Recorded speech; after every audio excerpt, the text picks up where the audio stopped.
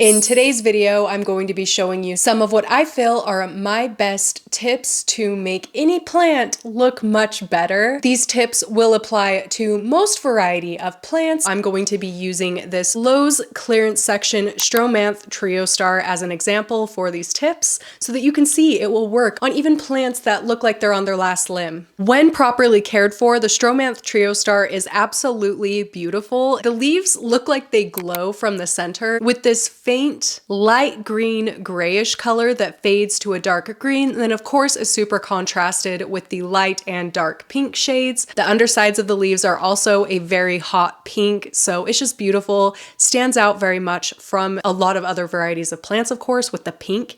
And not only that, I love the shape of these leaves. They're so long and slender and satisfying. Well, not right now, not in its current state, because as you can see, this plant has quite a bit of dead growth and brown tips. Although from a distance, it looks to be in very poor shape. I actually think a lot of the issues look to be like fairly cosmetic. It has the dead leaves because from my guess, it hasn't been watered in a long time. They just let it dry out too much in between waterings at the store. There's also a lot of dust and hard water spots on these leaves, but we are going to get that fixed right up. Plant spa day, which it deserves from being neglected at Lowe's. Very first thing I like to do with a plant like this that I'm trying to spruce up, no pun intended. Was that a pun? I think so. Plant pun? Maybe not. Is go in with my handy dandy kid scissors and cut off all of the leaves that are dead or just very ugly that are past the point of fixing. So for this plant, just really any of the yellowing leaves, there were a few of those, not too many though.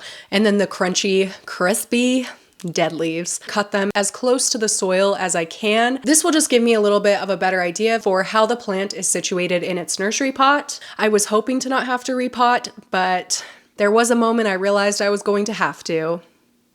The salvageable crowns are distributed pretty unevenly in the pot. The center section of bare soil, bare pot, that looks very, very awkward. I really try to avoid repotting in the winter, not for any like plant reasons really, just because I don't like to repot inside my house. It's too much of a mess. Here's a little foreshadowing. It's a mess. I decided to repot the plant into this 10-inch basalt planter. It is in a black nursery pot right now, and I do like the way the dark pot kind of contrasts the colors on the leaves. I didn't want to go with anything too light colored or, you know, like terracotta that's too warm colored. That would distract from the leaves. I really just wanted the leaves to stand out and not like blend in or clash with the pot. I tried to be gentle at first with getting this plant out of the nursery pot and it didn't work. So you know what? We got to get a little more aggressive with it. Just give it a few whacks and then it finally popped out. But wow, this plant is so rooted in the pot. No wonder so much of the plant has died. I bet they were watering it frequently enough for like a newer, less established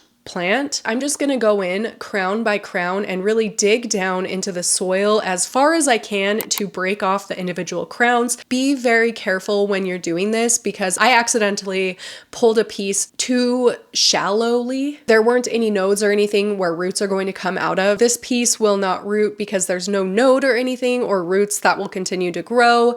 So I just have to toss it. Even though it's such a beautiful piece, I'm kicking myself for doing that. But here's a good example of a piece that even though it doesn't have roots formed right now, it has the ability to form roots because it has these little node sectoral things. As long as it has those things, it will grow roots eventually. So make sure you're pulling out some of those and not just like the top part of the plant. Okay, that's my spiel, onward.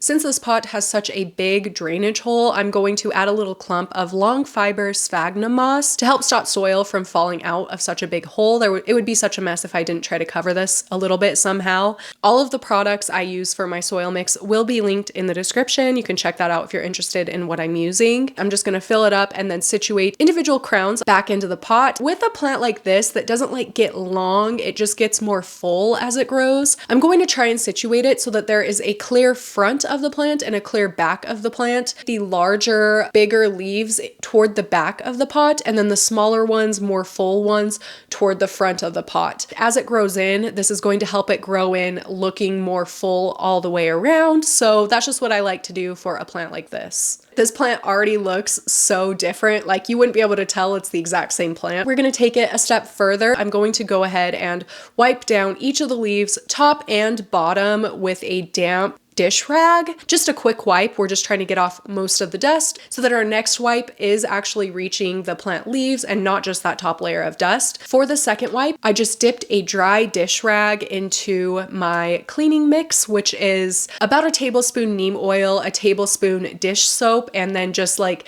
a cup-ish of water. This works really well. It makes the leaves very shiny and pretty. So I'm just gonna go ahead and wipe down each of the leaves. You should probably wear gloves when you do this. I don't think neem oil is good to be touching our skin, our bodies in any way. So do as I say and not as I do. I couldn't find my gloves, but I just needed to get this plant fixed today. So don't touch the neem oil with your bare hands. I don't know if that's actually true. I'm just assuming.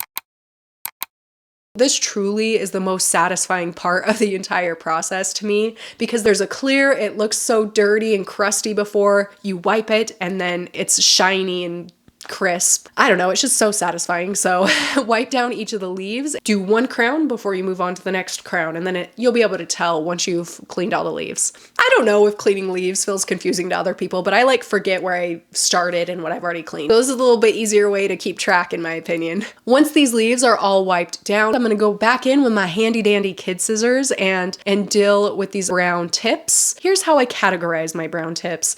There are the very brown tips that are quite obvious, and then they're just like the little barely brown tips that you can barely notice, but only if you look really close. So for those ones, I'm just gonna go ahead and cut the tips off. If they're small enough that I wouldn't be able to see that there's a stubby edge, I just do that. On the leaves that the dryness has spread a little bit further down the leaf, I am going to cut them into a leaf shape. So I know it seems kind of weird, but it helps a lot. And really, once it's been cut and the plant is just like sitting there, you can't even tell that you've cut the leaves. Like I can because I know I did it, but if somebody didn't know that you had cut the leaves, like they'd really never be able to tell. Okay, this part is also satisfying sometimes because every once in a while you cut a leaf and it just glides. Like when you're cutting wrapping paper, you know what I mean? That like super satisfying when it just like, that happens sometimes when you do this, and I love it.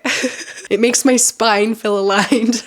All right, so at this point, we have all the brown cut off. The solution has completely dried onto the plant. I'm just gonna rinse the plant off. I just rinse it off in my shower, easy as that, and then I let it dry and moved it right here. This isn't actually where this plant is going to be living. This is the plant like 1 hour later, so such a drastic difference. I am actually really glad I decided to repot this plant. I think it looks great in this basalt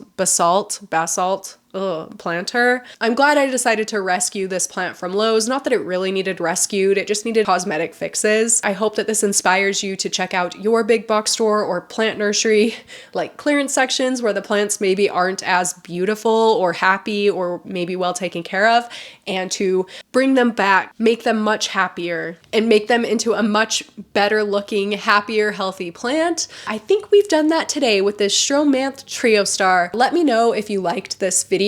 We could definitely do more of this because there are so many plants that I want to fix up at that Lowe's, that plant clearance section. We could make this a series on my channel. I think that would be fun. What should we call it? Please share your best plant tips down in the comments. It's very much appreciated by me, and I'm sure everyone else watching this video. That is it for this one. I will see you in my next one. Bye!